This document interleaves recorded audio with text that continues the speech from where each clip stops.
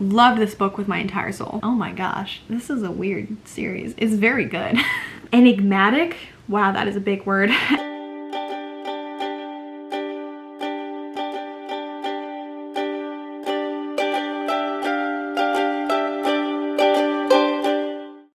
My name is Celie and welcome back to the Little Reader's Corner. I'll be discussing the books that impacted my childhood the most, my childhood favorites, also some weird books that I have held on to because they just have such memorable moments from my childhood. And I'll also be talking about the memories that are attached to them. So let's get started. All right, here comes my pride and joy. All of my 39 Clues books. I love this so much. You can't even tell. Hang on. Are you ready to be impressed? Are you ready to be impressed? Look how many I own. I love the 39 Clues so much. I was never able to finish the series because I think I got to this one. This looks like it's the newest one. Yeah, I got to this one and then I don't remember what happened. Like either the publishing got delayed or that was right around when I left for college, or who knows. But I've read so many of them and I've loved all of them. And what I love so much about the 39 Clues is they're all written by different authors. Like this is written by Linda Sue Park. This is written by David Baldacci. This is by Roland Smith. This one's by Peter Laringis. This is by Jude Watson, Gordon Corman, and it goes on. And I loved that because you would think that that would be like kind of a disaster to have all of these different people writing this one series, but it was so fantastic because the characters and the plot remained the same feeling, the same ambiance, the same kind of vibe, but it was different because you would get like a different understanding of each of the characters from how that writer would write. And there are some like more well-known writers in this too. Like we have Rick Riordan, he wrote I think 2. Margaret Peterson Haddix wrote 1 at least. And I only have a couple of the ones. There are at least twice as many now. And I think everyone jokes, are there 39 books? I think that's what they were going for. And the series kept going on. Like there's different iterations of the series. Let's go through all of my copies, shall we? First, we gotta reverse this. All right, let's talk. So we have The Maze of Bones, One False Note, The Sword Thief, Beyond the Grave, The Black Circle, In Too Deep, The Viper's Nest, The Emperor's Code, Storm Warning, Into the Gauntlet, The Black Book of Buried Secrets, a special edition, The Medusa Plot. Now this is the Cahills vs. Vespers series. A King's Ransom, The Dead of Night, Shatterproof, Day of Doom, and last of all we have Trust No One. So I read all of these and they're basically about these 4 families, and it starts off with these kids. Their last name is definitely Cahill. I don't remember what their first names are, but it starts off with these 2 kids and they're basically watched over by an au pair, and their grandmother passes away and leaves them with these clues to go on like this whole mission and adventure, and they find out that there are 3 other families and they've all been connected over centuries. And so all of these families are going through the process of gaining all these clues to make it to this all-encompassing amazing prize at the end, and no one knows what that finishing prize or what they're all searching for, but they know that it's their entire family legacy to find this. And through the reading of their grandmother's will, they get the first clue, and then all of these other families are tied in, and it's like a race to the finish. And the main characters in here are middle grade age, but they age a little bit over the series. And then there are other kids from the other families who are involved as well. God, I love this series. I really hope it's as fantastic as I remember it being. I want to reread all of these. I'm considering hosting a massive read-along.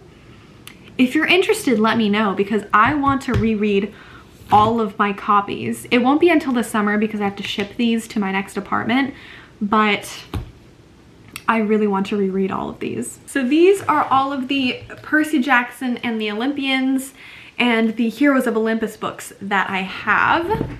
let's go through them, shall we? So first off, we have The Sea of Monsters in the original paperback. This book is so old. I've had this for so long. You can really see its age. Oh my goodness.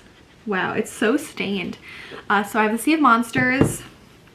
Then I have The Battle of the Labyrinth and The Titan's Curse. And then I have The Last Olympian. So actually, when The Last Olympian came out, I read it right as it was newly released. So I read it in hardcover. And I don't know where the hardcover went, like the actual physical dust jacket of this book, because I used to hate the covers on books. So I would always take the book covers off because they really annoyed me. And then I kept them in a stack somewhere, and I don't know where any of them are now. So I guess I just have it like this now, but oh my gosh, this really takes me back. So then, of course, once this series ended, I was, you know, like devastated because I loved this series so much. Also, if you're wondering where my Percy Jackson book is, that one is actually with me in my apartment, or I guess right now in my storage unit. So that is one of the first books that I took with me to Washington State because it meant so much to me. And then next we have the Heroes of Olympus series. So I read all of these as they came out. Absolutely loved them. Let's go through them. Okay, so we have The Lost Hero. This is book 1 of the Heroes of Olympus. Wow, all of the edges of these books are like so stained. And they really smell like old library books, I guess. They're not library books, but that's what they smell like. Then I have The Son of Neptune, and I still have the 20% off sticker on that. Looks like it's definitely from Barnes & Noble. Wow, absolutely wild. Then we have The Mark of Athena, which I have like these scrap papers in here as bookmarks. I don't know if I was marking my favorite pages or... This is, look at this. This is leftover like scrap paper from an English assignment that I had to do. Oh my goodness. What are the other scraps? I have all these little scraps of paper in here. Oh my goodness. Oh, I think I did a book assignment on this. Look, I marked where conflict was. Amazing. What else do we have? Character, Percy and Annabeth. Wow. Amazing. What's the other one? Plot. Oh my gosh, that's so funny. Oh, there's one more. Theme, part 1. What does that mean? I don't know. That's so funny. Oh my goodness. Look how young Rick looked. Holy crap. He was a young man. Wow. And then we have The Blood of Olympus. So I'm definitely missing book 4. I don't know if it's somewhere hidden in my books or what happened to book 4, but I guess I'm missing book 4.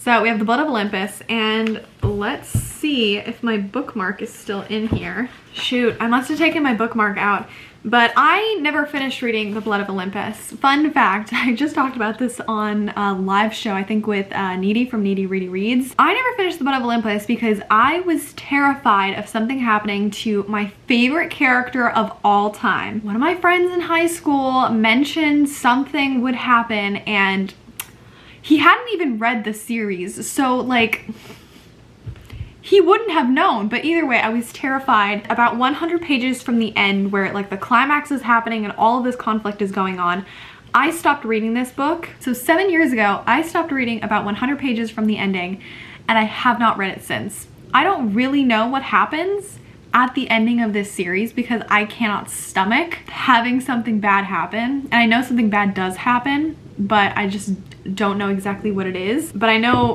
one thing that I cannot experience. So that's funny. I actually know some of the things that happen towards the ending because of the Trials of Apollo, which takes place later. But speaking of Uncle Rick, I also have the 3 books in the Red Pyramid series. So we have the Red Pyramid, or I guess it's the Sadie Kane Chronicles, something like that. So I have the Red Pyramid.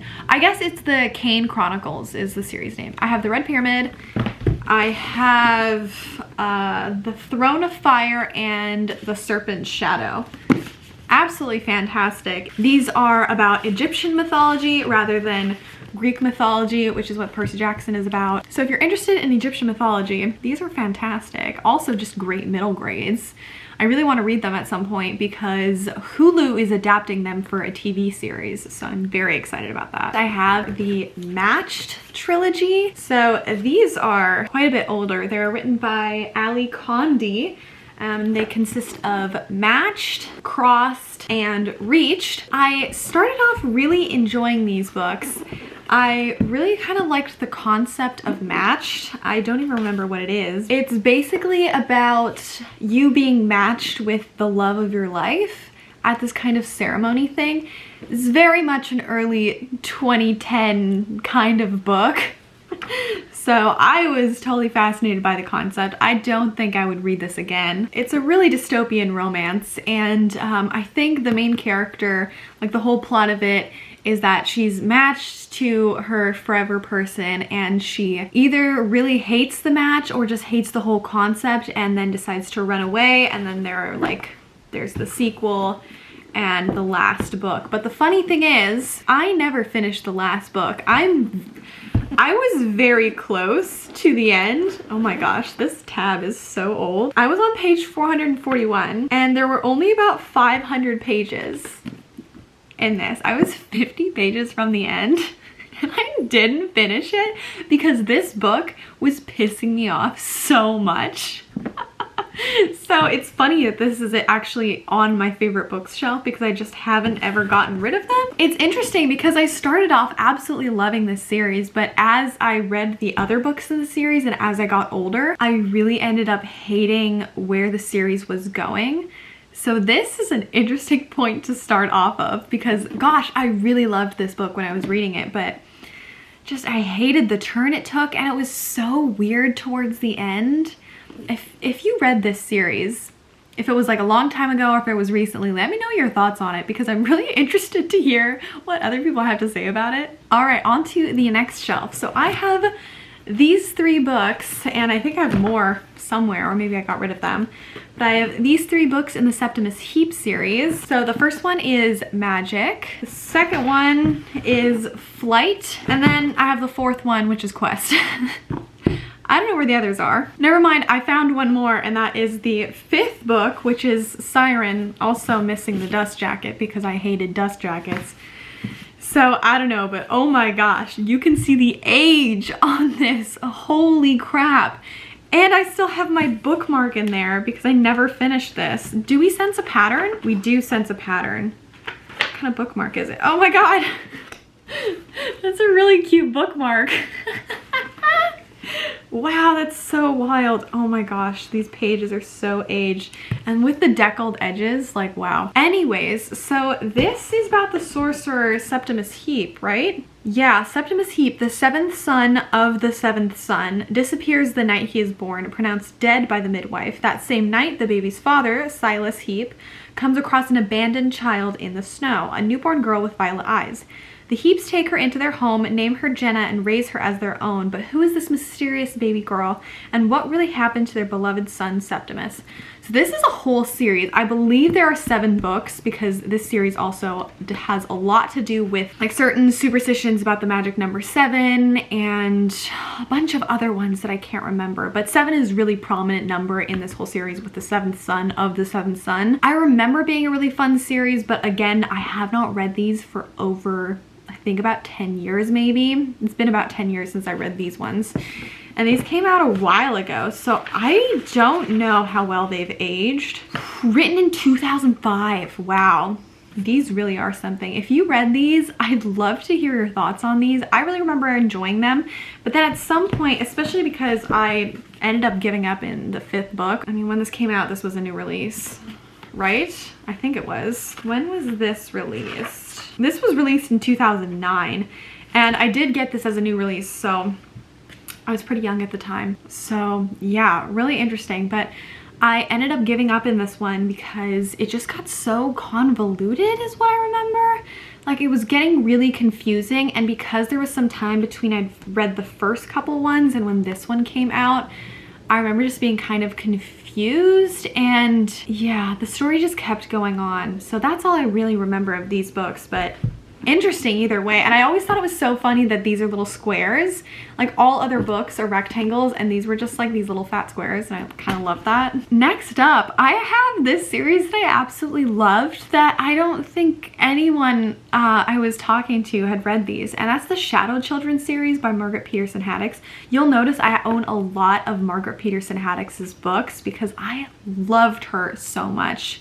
Unfortunately, she does mostly middle grade, which I haven't read any of her books in quite a while, but I'm considering reading one of her new releases. I think it's called like The Strangers or something.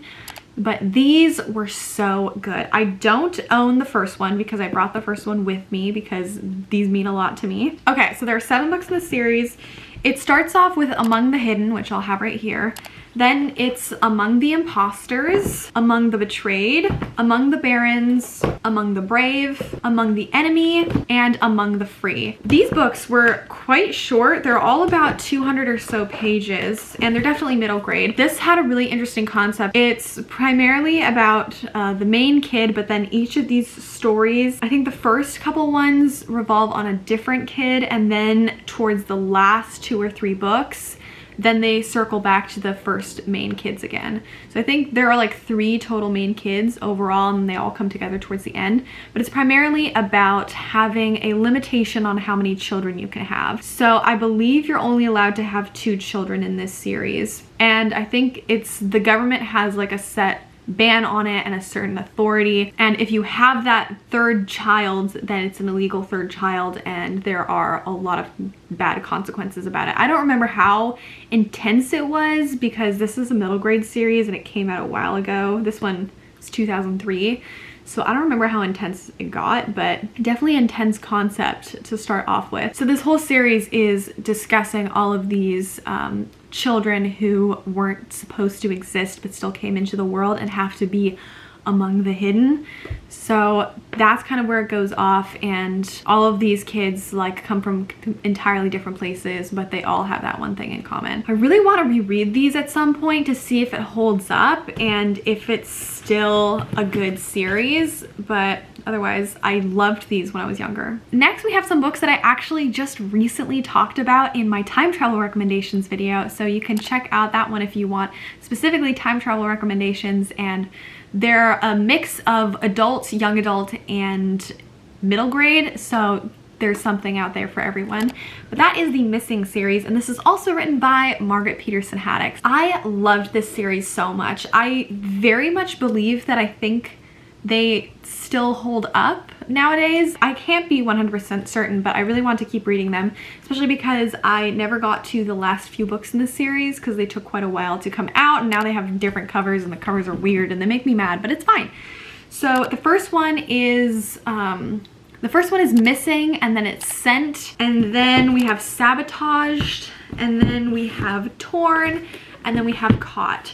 So to give a short little summary about these books, they're basically about the missing children and the missing people throughout history. And the storyline goes that this time travel agency has taken these people or these children out of history, and they were trying to transport them into the future, but then something went wrong and they got stuck in the 21st century, and somehow with some weird time travel mishap, they all became babies again. It's really funky, really whack, but I absolutely loved this. So all of these kids end up just appearing in an airplane at an airport. That's how it's perceived because they can't like understand the time travel machine.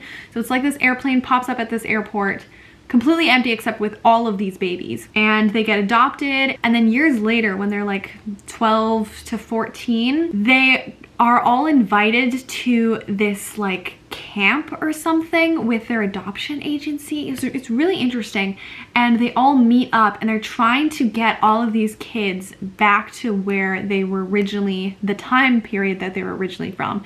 So it's really interesting. It revolves around the 2 main characters and one of the main characters' sister. Really fun, really fascinating. If you love time travel, this is a good time. But it's so interesting seeing all of these old books again. All right, then of course we have The Hunger Games.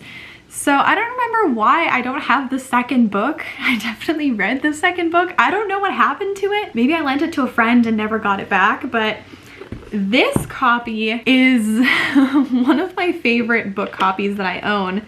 because let's see if we can find it. I can't find it, but I'm pretty sure somewhere in this copy there is this this weird stain that's made from fake blood. Okay, before you start judging me, my friends, it was definitely me, Tasia, and a couple other of our childhood friends. We started doing this film project where we were filming the first ever Hunger Games, like not this Hunger Games, like the first ever Hunger Games that occurred, which is actually really funny that A Ballad of Songbirds and Snakes came out, because like that's kind of what we were going for, but like I think Ballad of Songbirds and Snakes is the 10th one, and we were doing the first ever one, so we were kind of like adapting some of these to then have different main characters, and it was this whole thing. But we did all this like fake blood and like cool like effects makeup and stuff. And I was really mad because I had gotten some of that fake blood on my copy of the Hunger Games. Now it's like an endearing memory, and if I ever find it somewhere in these pages, then I think that'd be pretty funny. But I have the first one, I have the second one. If you don't know what the Hunger Games are about, well, how do I explain this? Basically, a bunch of kids compete to kill each other in a competition every year to become the victor. Oh my gosh, this is a weird series. It's very good. We'll leave it at that. Next ones. So I have Delirium. This is written by Lauren Oliver, and I really enjoyed the first one, but then I started reading the second one, and the second one just kind of felt a little more flat and dead to me. I don't even remember what this is about. Let's see. In an alternate United States, love has been declared a dangerous disease. Oh yeah. And the government forces everyone who reaches 18 to have a procedure called the cure. Living with her aunt, uncle, and cousins in Portland, Maine, Lena is very much looking forward to becoming cured and living a safe, predictable life. She watched love destroy her mother and isn't about to make the same mistake. With 95 days left until her treatment, Lena meets enigmatic, wow, that is a big word, Alex, a boy from the wilds who lives under the government's radar. What will happen if they do the unthinkable and fall in love? So very much a typical dystopian YA book from the 2010s, I would say. It was interesting. I don't think I would read it again today, but it was getting really weird.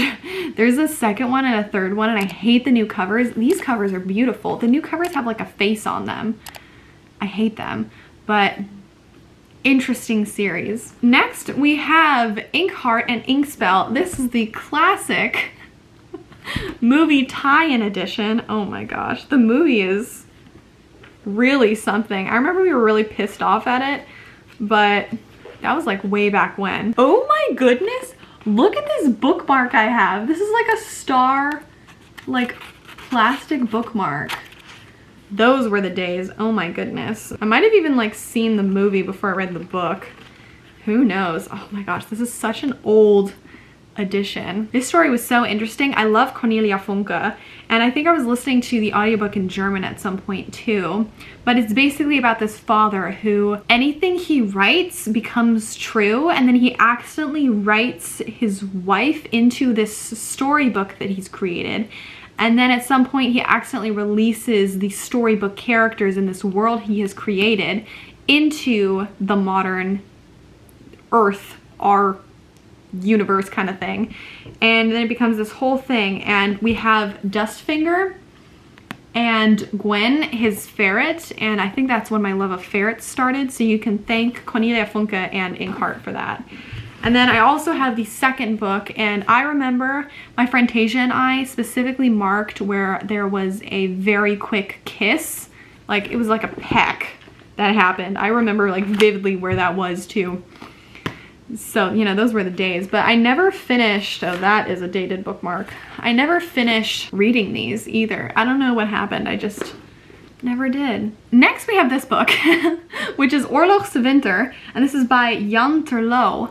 And this is a Dutch book that my dad and I read. I don't even remember what it was about, but we were reading this at night like a while back, and I think it's about this kid. There isn't even a synopsis anywhere in here. There's a bunch of pictures in the back, so I think maybe there was a show based off of this as well. Yeah, so I really loved this. So if you speak Dutch or are interested in Dutch literature, let me know if you've read Oorlog van Winter, because yeah. Next we have Scotland. Is this German? Oh, this is German. I was reading this with my mom.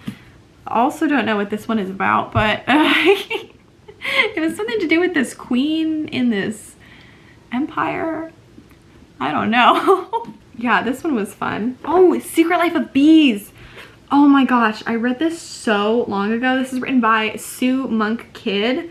This book is absolutely fantastic. So it's set in South Carolina in 1964, and it tells the story of Lily Owens, whose life was shaped around the blurry member of the afternoon her mother was killed.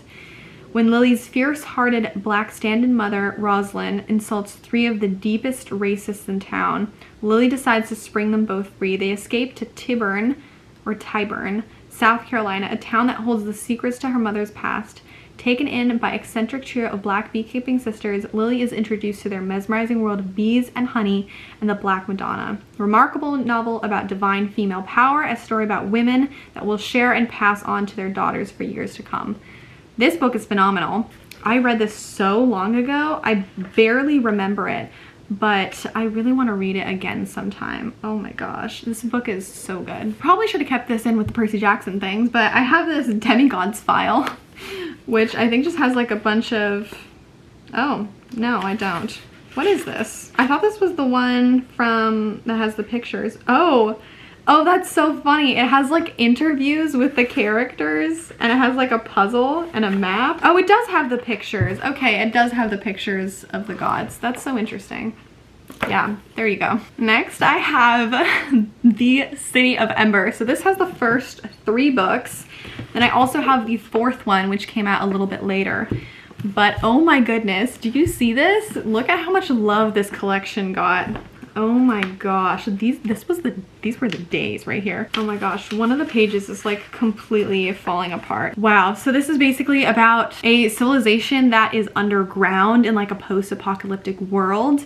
And they're running out of food, they're running out of supplies because they were only meant to live there for a certain amount of time. So this girl, she finds out a way to get out of there and to go back to the surface where everything has kind of like revived and the world has come back. And then this takes place years later where it's a little more technological. So, oh my gosh, I loved reading these. Oh my gosh, this is a Borders exclusive.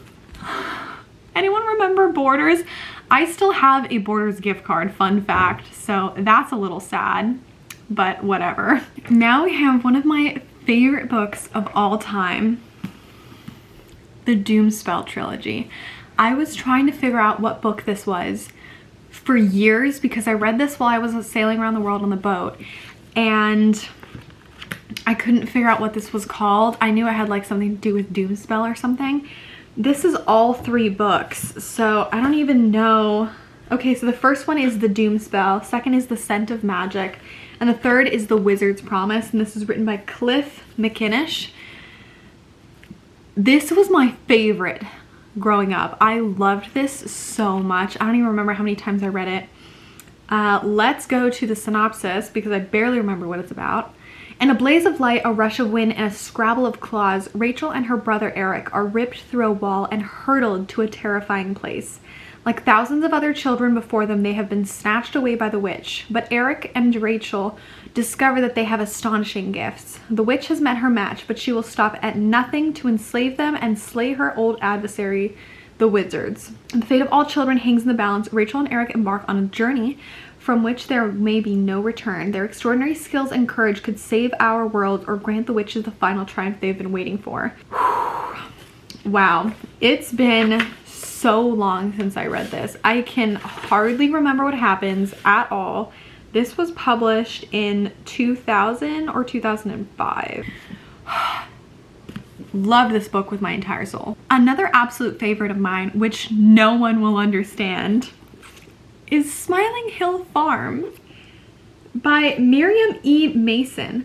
So I was homeschooled for 3 years, and a part of the homeschooling program that I was in with the curriculum was this book, and it's specifically published by the Calvert School, which was the homeschooling program I was in. And it was basically just about this family starting from absolutely nothing and building up this house in the middle of like the prairie or something. They're building it up, and at some point there's a little girl who finds this red brick, and she just dreams to have a fully red brick house one day. And then as the story goes on, then centuries later, and like their descendants then have this red brick house. And I don't know, this is one of those books that got me into reading. It was just really well done and I really loved it. I don't know. Next we have some interesting and fun ones. That's right, the Maximum Ride series. Oh boy, let me tell you, this is something. So first off, we have Maximum Ride in this tiny little mass market paperback edition. My goodness, these are written by James Patterson, of course. Then we have Saving the World and Other Extreme Sports. Then there's Final Warning. I think these are out of order. Max, Fang, Angel, and the worst book to ever end a series, Nevermore. Funny enough, my first ever booktube video, which is not available to the public because was it ever fully published? Not really. I was talking about how pissed off I was at James Patterson because of these books. And today I would like to talk about the Maximum Ride series. Why Nevermore? Why? These are not my favorite books. These are just childhood books that are so important to my childhood I could never get rid of them because I hated them so much. So I can't really discuss what went wrong in this series without spoiling it for everyone. I mean, you shouldn't read it. It's really a disaster. But originally, I think these books were the first ones. These were the first one. I think I'm missing one. But the Fugitives series is the first initial series. And then it ended with this. This was the end. And then all of a sudden, we got The Protectors, which was another like spin-off series. And then these had an ending. And then we got this book. And then there was another ending. And then there was another book, which we do not speak of. And it's just so stupid what a money grab this series is. And it's basically about these kids, or now some of them are teens, that were experimented on. And some of them have weird abilities, like they can all fly, but some of them have extra abilities. And they're supposed to save humankind. So it's just a disaster. That's truly something. Next we have Turnabout. This is written by Margaret Peterson Haddix. This is about this project where these two older women join this, I think like test group where they can turn back time and they can age backwards. But then at some point they're teenagers again and they know that at some point they're going to go back to being babies. It's about that. It's a really interesting book. I thought it was a good time when I read it way back when. Next we have another German book. This is Liebe macht blond by Hortense Ulrich, maybe? I don't even remember if we finished reading this, but I read this with my mom way back when. I think it's like a rom-com or something. I don't know. Next we have a childhood favorite, and that is Eldest. So I don't know where my copy of Aragon is. It's somewhere. I think it's in a box, but I never finished reading Eldest. I got to this very ruined page. Look at that. 106 and 107, and I have this cat bookmark. I've never loved cats, but I guess we have this here. Oh God, look at that. What a disgrace. Anyways, I love Christopher Paolini. I love his work, but there was this one section in Eldest which was the most boring thing I ever read, and I couldn't get past that. So one day I want to reread the series and actually get past that, because I was like 10 years old when I was trying to read this and it was way too dense for me. So I think I'll have a good time now. Back then wasn't what I was looking for, but next we have the second book in the Maze Runner series, because I was one of those people where I watched the Maze Runner movie and I was like, oh great, and then I picked up the second book like a coward and also never read the second book. So a mess all around. My goodness.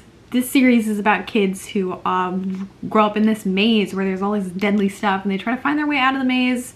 And at some point they kind of do, and then the world is a disaster outside of the maze. And lastly, we have Beautiful Creatures series. We have the first one, and I hope this is the second one. Otherwise, that is truly embarrassing. Oh my goodness, this is the third book. Where is the second book?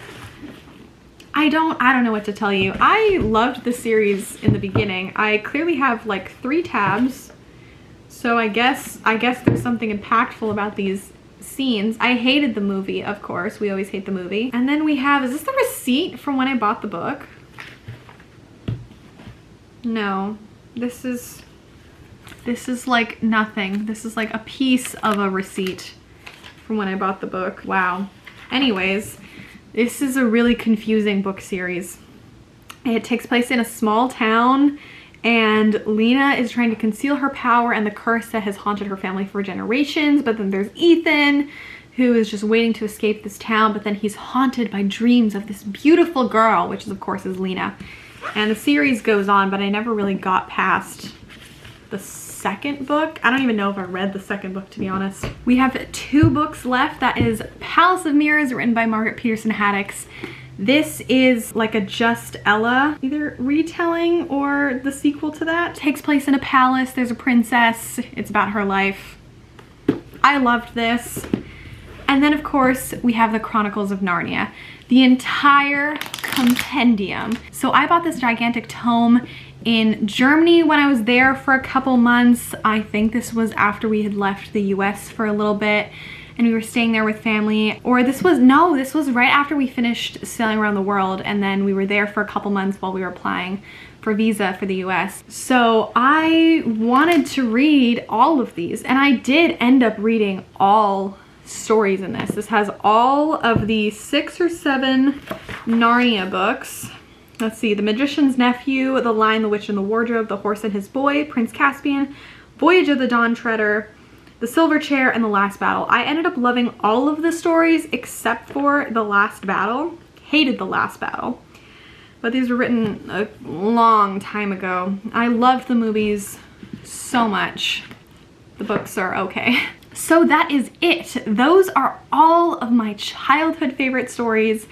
All of the books I've saved from my childhood, more accurately. Some of these are my favorites. Some of them are just weird love-hate relationship that these are just, I guess, the books that impacted my childhood. So thank you so much for watching this. If you've watched this far, then please let me know what some of your childhood favorites are, especially if we have any in common. I'd love to chat about that down in the comments below. While you're back here, you can also check out some of my recommendations video. I have a poetry recommendation video and a time travel recommendation video where I talk about some fantastic books I've read recently that I think you will enjoy. But otherwise, I hope you have a lovely rest of your day and you take care of yourself. Thank you so much for watching. Goodbye.